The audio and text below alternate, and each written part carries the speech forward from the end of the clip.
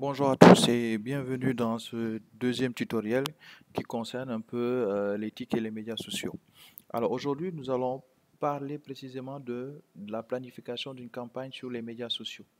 Alors aujourd'hui, on va supposer que vous avez un produit ou vous êtes une entreprise et que vous voulez aujourd'hui mettre en avant votre entreprise ou votre produit via les médias sociaux. Alors on va voir aujourd'hui les différentes étapes, les éléments préliminaires à mettre en place avant de mettre en place cette campagne. Donc je rappelle ici que c'est un travail en prélude à faire avant d'attaquer les médias sociaux. Donc c'est un travail en interne que vous devez mettre en place.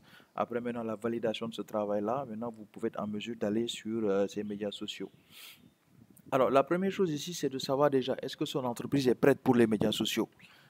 Parce qu'aujourd'hui, beaucoup ont tendance à croire que, euh, et quelques éléments le montrent, et cela va dépendre du contenu, que les médias sociaux sont les médias sociaux sont un espace où aujourd'hui on peut avoir une réussite très rapide par rapport à un produit, par rapport à une entreprise. Alors, il faut comprendre que ça prend du temps.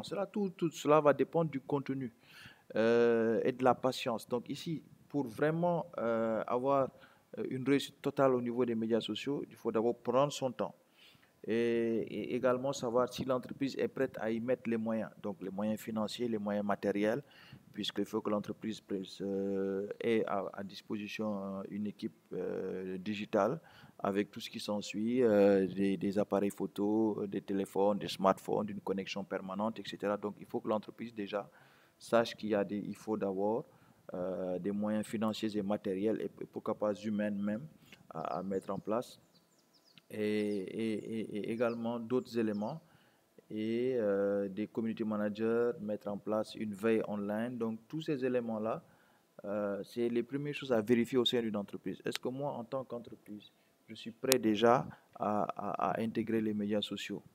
Maintenant, une fois que j'ai passé cette étape-là, maintenant l'autre élément, c'est de savoir est-ce que les médias sociaux conviennent à ma marque aujourd'hui. Est-ce que moi, la communication que mon entreprise dégage, est-ce qu'aujourd'hui cela convient au produit, à l'entreprise, à la philosophie de l'entreprise, à ce que je veux représenter. Donc il faut euh, vraiment vérifier cet élément-là. Donc voir est-ce qu'aujourd'hui, par rapport à la marque, par rapport à la philosophie que mon entreprise dégage et ma marque, est-ce qu'aujourd'hui les médias sociaux conviennent par rapport à ça? Aujourd'hui, vous voyez beaucoup de marques de luxe qui ne sont pas dans les médias sociaux. Parce que tout simplement, le luxe aussi, leur produit dégage un premier aspect qui est la rareté. Donc, c'est-à-dire, leur produit n'est pas accessible à tous. Donc, comme il n'est pas accessible à tous, donc c'est des produits que vous ne trouvez pas sur les réseaux sociaux. Par exemple, des vendeurs de voitures tels que les Ferrari qui vendent des types de voitures personnalisées. Vous ne verrez jamais, en fait, euh, vous ne les verrez jamais mettre en avant ces produits-là parce que eux aujourd'hui, ils supposent que leur produit aujourd'hui est un produit très rare. Donc, ils jouent sur cette rareté-là. Donc, le fait de jouer sur cette rareté va leur permettre de ne pas forcément être sur ces médias sociaux-là. Également, une fois que vous avez défini ces étapes, maintenant, qu'est-ce que vous devez faire? Euh, Par où commencer? Est-ce qu'il faut créer une page et puis aller? Qu'est-ce qu'il faut faire? Donc, il faut d'abord réfléchir d'abord sur l'objectif que vous voulez atteindre pour donner un but à votre activité. Et également, euh, l'élément, c'est d'identifier ce qu'on dit de votre marque et de votre secteur. Par exemple, vous êtes dans le secteur agroalimentaire. Euh, Qu'est-ce qui se dit dans les réseaux sociaux sur le secteur agroalimentaire? Vos concurrents, qu'est-ce qu'ils font? De quoi est-ce qu'ils parlent? Comment est-ce qu'ils publient? Donc, faire un peu de, entre guillemets, ce qu'on appelle de l'espionnage industriel. Ensuite, par rapport à cela, maintenant, vous avez quelques outils. Comment savoir ce que l'on dit de sa marque? Par exemple, ici, quand j'utilise le terme de sa marque, c'est plutôt un peu des produits similaires aux vôtres, des entreprises similaires aux vôtres. Donc, un peu vos concurrents, qu'est-ce qu'ils font?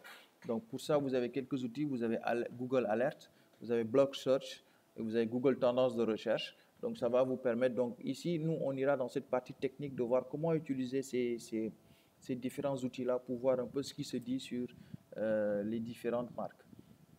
Maintenant, à chaque fois que vous intégrez les médias sociaux, vous allez intégrer ce qu'on appelle des communautés. des blogs, des forums. Donc, par rapport à ça, dans chaque communauté, dans chaque forum, vous avez ce qu'on appelle un influenceur, c'est-à-dire c'est la personne qui, aujourd'hui, son avis compte énormément. Elle commente toujours, son avis compte.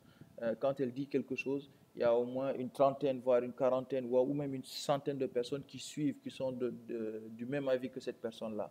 Alors, ces personnes-là, on les appelle des influenceurs. Donc, ici, il faut pouvoir les cibler, voir un peu qui sont ces influenceurs, quels sont leurs avis ou quel est son avis par rapport à tel produit. Et par rapport à ça, vous avez quelques outils donc, cités dans le cours et sur lesquels on va travailler pendant la période pratique.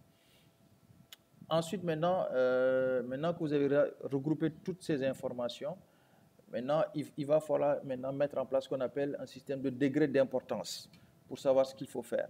Maintenant, par rapport à ça, vous avez quelques questions que vous pouvez vous poser pour vraiment sortir les panneaux nécessaires pour une bonne communication.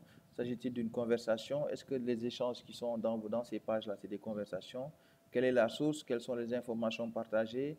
Ces sources est-elle fiable? De quoi parle-t-on? Quel est le sujet de conversation? Quel est le sentiment général vis-à-vis de ma marque? Quels sont mes concurrents? Etc. Donc, ça vous permettra vraiment, ces réponses-là vous permettront de passer à une étape suivante, c'est maintenant, à ce niveau-là, qu'est-ce que je dois faire maintenant? Je dois créer la page, ok. Mais également, quel est le comportement de ces pages-là lorsqu'ils ont des retours positifs ou négatifs sur des produits? Donc aujourd'hui, le problème fondamental au sein d'une page, c'est les retours. Donc pour l'entreprise, lorsque vous avez des commentaires positifs, quel est le comportement que vous devez avoir? Quelle est la communication que vous devez avoir? Lorsque vous avez des retours négatifs, quel est le comportement que vous devez avoir? Comment est-ce que vous devez vous comporter? Donc ce sont vraiment ces différents aspects qui vont nous permettre de vraiment comprendre un peu la communication dans sa globalité dans les médias sociaux. Je rappelle que là, c'est une partie réellement beaucoup plus théorique, mais on va entrer dans la pratique pour vraiment comprendre lors de la visioconférence, pour vraiment comprendre les différentes étapes, comment les mettre en place, comment utiliser les outils et comment faire en sorte que tout puisse fonctionner normalement. Alors, je vous remercie pour ce tutoriel et on se retrouve la semaine prochaine pour un autre tutoriel.